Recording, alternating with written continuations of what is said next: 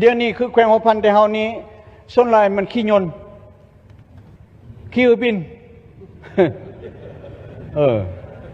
เพราะว่าไปบ่ได้แล้วเส้นทางในปัจจุบันนี้จังสันเดี๋ยวนี้นี่บางมือนี้มือหนึ่ง2 เที่ยวหรือ3 เที่ยวคือบินแขวงหัวพันแต่ว่าตัวจริงเด้บ่แม่นนักท่องเที่ยวเด้แม่นคนภายในไปมาอยู่นั้นเพราะว่ามันบ่มาได้เลยเด้ทางอันนี้มันเพ่เลยเด้อันนี้นี่ยังว่าขอให้รัฐบาลนี่ซุ่มใส่จุดเกี่ยวกับการขุดค้นแร่ธาตุนี่เดี๋ยวนี้นี่รัฐบาลก็ได้มีแผนว่าหยุดโจะเกี่ยวกับการขุดค้นแร่ธาตุแต่ก็ยังอนุญาตอยู่ได้คันเมืองคันแขวงก็ยังอนุญาตอยู่บรรดาทานคู่มือนี่ได้แต่ความจริงแหละคันอนุญาตแล้วมันบ่มีผลเสียหายก็ยังใครในแต่อันนี้นี่มันมีผลเสียหายหลายไปโครงการไปอยู่ใส่มันกระทบทั้งชีวิตการเป็นอยู่ของประชาชนเสียทั้งให้ทั้งส่วนเขาเสียทั้งบ่วงนำบางปลาหลายอันเสียบรรดาทานจังสันตัวนี้นี่อยากให้รัฐบาลเนี่ยลงทุ่มเทใส่เรื่องปัญหาตัวนี้ให้ยุติเกี่ยวกับการขุดค้นแร่ธาตุนี่เพราะมันเสียหายหลายเด้ทางเอาไปนักน่วงปัจจุบันก็เนื่องมาจากการขุดค้นแร่ธาตุนี่กระทรวงเสนอมาเกี่ยวกับเรื่องการเลื่อนเวลาเรื่องการอนุมัติโครงการหรือว่าเดือน10บ่นะครับเจ้าก็ว่าในนามเป็นคนที่เฮ็ดโคเฮ็ดทางมาก่อนนี่ก็เห็นดีนะเพราะว่ามันฤดูการผลิตฤดูการเฮ็ดเวียกและเดือน10ไปก่อนฉะนั้นนี่คันถ้าว่าไปเดือน1เดือน2ซาไกลเนาะเพราะว่าอิงฤดูฝนบ้านเฮาก็เฮ็ดเวียกได้แต่ 2-3 เดือนการคุ้มครองคุณภาพบ่ดีอันนี้ก็เฮ็ดให้การคุ้มครองเฮาก็ยากเดี๋ยวนี้เส้นทางแต่เนื้อเทิงใต้ก็คือเฮาเห็นนั่นแหละปัญหานี่ย้อนการคุ้มครองหลังการก่อสร้างและการซ่อมแปลงการคุ้มครองหลังอันนี้นี่เฮาเฮ็ดบ่ทันดีนี่มันก็เป็นปัญหาและปกติคันเฮ็ด BOT เส้นทางหรือว่าเฮ็ดทางด่วนต่างๆเนาะอยู่ในนโยบายส่งเสริมเฮาก็ได้กำหนดว่าเป็นแขนงบุรณสิทธิ์ที่ให้นโยบายอยู่แล้วแต่ว่าการบูรณะซ่อมแปลงเส้นทางหลวงต่างๆนี่นะมันผัดบ่ได้อยู่ในเงื่อนไขตัวนั้นเนาะแล้วความจริงกฎหมายเฮามันก็ไปบ่ทันเนาะบ่ทันและสิ่งที่เฮาอยากได้พัดแม่นเส้นทางแล้วก็แม่นเส้นทางที่รัฐเฮาเองมีอยู่แล้วแต่บ่สามารถไปซ่อมแปลงเนาะฉะนั้นข้าพเจ้าคิดว่านโยบายตัวนี้ก็อาจจะมาตอบโจทย์แล้วต่อหน้าเฮาก็อาจจะไปเบิ่งตื้มเนาะคันว่าปฏิบัติประสบผลสำเร็จให้เอกชนไปค้ำประกันมาเอาเงินมาสร้างทางแต่สุดท้ายมาแต่มันเป็นหนี้สินภาระที่นักหน่วงพวกเขานั่งอยู่นี่ก็บ่พอเท่าใดปีแล้วสิบำนาญนี่นะแต่ว่ามันสิเป็นเสือกที่ผูกข้อให้แก่ลูกหลานพวกเขาเด้สร้างภาระให้ลูกหลานพวกเขาสิแก่ฉะนั้นนี่ข้อให้ค้นคว้าอย่างลึกซึ้งมองการไกลหน่อยนึงเพื่อบ่ให้สร้างภาระให้แก่ประเทศชาติและบ้านเมืองของพวกเขานี่ครับพระเจ้าจะขอมีบางส่วนมหารุดพรภาษีอากรนำเขาวัสดุก่อสร้างหรือกุญจักนี่ก็ให้เบิ่งพวกเขาก็เคยขานโยบายทางหลีกเศร้าทางอะไรกันนโยบายน้ำเขาได้รุดพรน้ำมันเสื้อผ้าก็ให้นโยบายเอาน้ำเขาแต่ว่ามันการคุ้มครองการสีน้ำการจัดตั้งปฏิบัติตัวจริงนี่มันอื่นว่ามันเป็นซิกแซกจนว่ามีปัญหาโครงการมันเกิดความยุ่งยากได้ระยะอดีตผ่านมานะแต่พอต่อไปบ่ให้เป็นอีกพวกเฮาหันเข้าสู่กฎหมายเลยดิข้าพเจ้าศรีเฮงหอมสมบัติสมาชิกสภาแห่งชาติที่14ขอประกอบความเห็นโดยพื้นฐานข้าพเจ้าก็ได้มีความเห็นในแล้วเมื่อวานในกองประชุมปรึกษาหารือแต่ว่าขออย่างยืนขึ้นอีกทีนึงว่าขอเสนอของรัฐบาลโดยกระทรวงโยธาธิการขนส่งนี้ถือว่าข้าพเจ้าเห็นดีและก็สนับสนุนที่สุดเพื่อปูพื้นฐานไปสู่การยกระดับการพัฒนาก็คือก่อสร้างเส้นทางให้ไปสู่วิธีใหม่ที่มีประสิทธิผลกว่าเก่าแต่ว่าขอให้ทางรัฐบาลก็คือกระทรวงโยธาเบิ่งขึ้นว่าอันนั้นมันการขอลดผ่อนภาษีการนำเข้าวัสดุที่เฮาจำเป็นเลยอันใดเฮามีภายในแล้วก็ขอให้ส่งเสริมบริษัทภายในเป็นต้นบ่เหล็กซิมั่งจังซี่นะ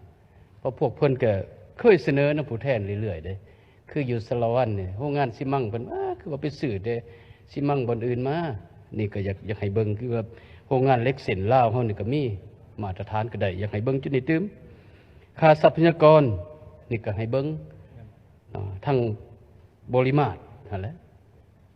แต่ภาษีมูลค่าเพิ่มก็ควรได้ลดผ่อนหรือยกเว้นในระดับที่เหมาะสมส่วนอากรน้ำมันคิดว่าอันนี้จะขอน้ำผู ความพัฒนาแล้วบ่อยากให้ยกเว้นเพราะว่าถ้าไปยกเว้นอันนี้มันจะกระทบหลายอันแล้วก็จะบ่สิ้นสุดจักเทื่อคิดว่า อันนี้เป็นจุดหนึ่งที่อยากมีความเห็นแต่ว่าทั้งหมดทั้งมวลขอให้ไล่เลี่ยงปริมาตรและมูลค่า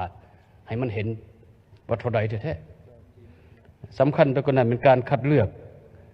บริษัทคู่ห่วงพัฒนาเฮาผู้จะมาเฮ็ดอันนี้เนี่ยขอให้เป็นไปตามกฎหมายและมีมาตรฐานมีเงื่อนไขครบถ้วนแท้ๆอันนี้ผ่านมามันก็ยากคือข้าพเจ้าเคยมีความเห็นบริษัทเนี่ยส่วนใหญ่จะเป็นบริษัทจำกัดผู้เดียวมันเลยยากหลายเวลาไปเฮ็ดตัวจริงมีปัญหาโลดขอให้มีมาตรฐานครบถ้วนจุดที่2ขอให้สภาพเฮาเนี่ยรับห้องในด้านหลักการการก่อสร้างซ่อมแปลงทางส่วนสิแปลงอยู่ไสจุดใดเส้นทางใดอันนี้ขอให้รัฐบาลมีเอกสารสอนถ่ายมาใจก็อยากให้แปลงหมดนั่นแหละเส้นทางที่เห็นว่ามันสุดโทรมแห้งเป็นเส้นทางหลักเส้นทาง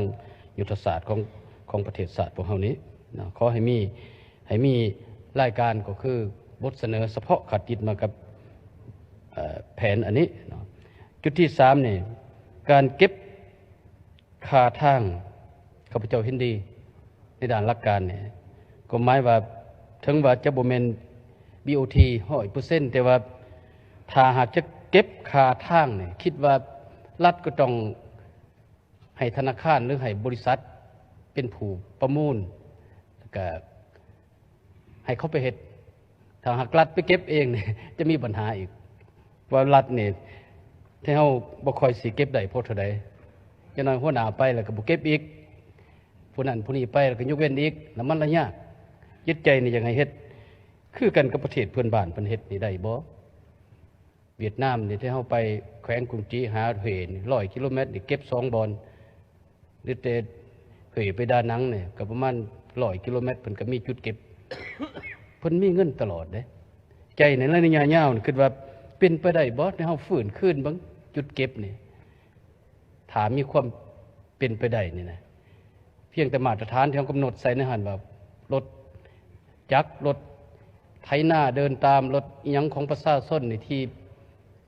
บ่ควรเก็บนี่ระบุไว้อาจจะเหมาะสมอันนี้เฮาจะมีขึ้นฮ้อนอย่างลงหลายเบิดใน10ศาสตร์อาเซียนเนี่ยก็ได้ไป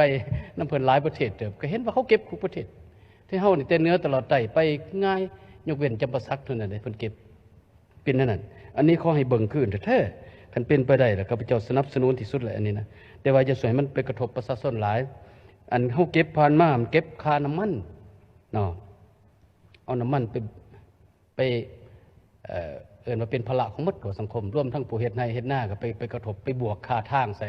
ส่ราคาน้ำมันมันมีปัญหาตัวนี้อยากให้คิดใหม่แล้วก็ไปปฏิรูปใหม่บ่ตัวนี้นะจุดต่อมานี่การค้นคว้าเกี่ยวกับการคุ้มครองน้ำใส่เส้นทางนี่นะขอให้เป็นเวียกบุริมสิทธิ์ในต่อไปนะรวมทั้งการติดสั่งการกำหนดเส้นทางแต่ละจุดตัวนี้สำคัญหลายไปเห็นประเทศเพื่อนบ้านเพิ่นนี่เพิ่นละมีเส้นทางลักเส้นทางล่องเส้นทางได้ให้รถนักเข้าเส้นทางได้รถจักรเส้นทางได้รถ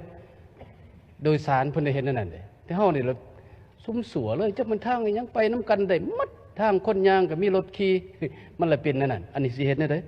คันเฮาคุ้มครองตัวนี้บ่ได้ล่ะรวมทั้งกำหนดเวลาเพิ่นจะเปิดปิดเป็นระยะเป็นเวลารถนักเข้าตอนใดออกตอนใดเส้นทางใดเพิ่นละเฮ็ดนั้นจิตใจนี่ขอให้ทั้งกระทรวงเกี่ยวข้องและรัฐบาลค้นคว้าให้เป็นมาตรการละเอียดตื้มในการคุ้มครองการนำใส่เส้นทางเพราะว่าเป็นปัญหาที่สำคัญหลายแต่ส่วนปฏิทินในการปฏิบัติโครงการก่อสร้างซ่อมแปลงเส้นทางเห็นดีตามที่คณะประจำสภาแห่งชาติได้เสนอเนี่ยหมายความว่าเขาจะยกเว้นเฉพาะแต่การก่อสร้างซ่อมแปลงเส้นทางขอให้ได้เริ่มลงมือในเดือนตุลาจะเหมาะสมที่สุดขอบใจท่านประธานข้าพเจ้ากรกันประมงจัดเขตเลือกตั้งที่6ข้อมีคำถาม 1ข้าพเจ้าสนใจอยู่บนว่าเงิน 3,000 กีบที่ทางบริษัทตุลาคมเพิ่นตัดจากเครือข่ายนะท่านประธานก็ได้เข้าในงบประมาณของรัฐเฮาบ่เนาะเพราะว่าตามที่ข้าพเจ้าคิดไล่เบิ่งถ้าว่าพลเมืองลาวเฮาใช้4ล้านคนต่อเบอร์3,000 กีบคูณให้ปีนึงนี่มันจะออกอยู่ 140ปลายตือกูกีบฉะนั้นยักถามว่าตัวนี้มันก็เข้าอยู่ในงบประมาณของรัฐเฮาบ่เนาะ ตัวเงิน3,000 กีบที่โทรศัพท์คมนาคมหักนี่ข้าพเจ้าก็ยังขออภัยยังกำพันได้ว่า3,000 กีบเพิ่นหักกันได้เนาะก็คิดว่าไปเก็บกรรมข้อมูลนำภาคส่วนเกี่ยวข้องแล้วก็สิรายงานชี้แจงมาเป็นลายลักษณ์อักษร ตอนนี้มันมีสถานการณ์ก็คือกระทรวงบริษัทโทรคมบอกทั้งหลายที่เก็บเงิน 3,000 หรือ 5,000 นี่แหละจือบ่ได้เนาะ 3,000 กีบนะบอกว่าเป็นค่าเฮ็ด Data บอกรักษาความปลอดภัยอีหยังทั้งหลายแลในฐานะผู้คุ้มครองผู้บริโภคเนาะพวกเขาก็เป็นผู้บริโภคอยากเสนอถามท่านรัฐมนตรีว่าจะแก้ไขแนวใดอยู่ซื่อๆนี่ก็มาเอาแบบบ่ได้แจ้งการหรือว่าบ่ได้บอกประชาชนก่อนนะอยากตัดก็ตัดอยากเฮ็ดจังใดก็เฮ็ดอันนี้ถือว่า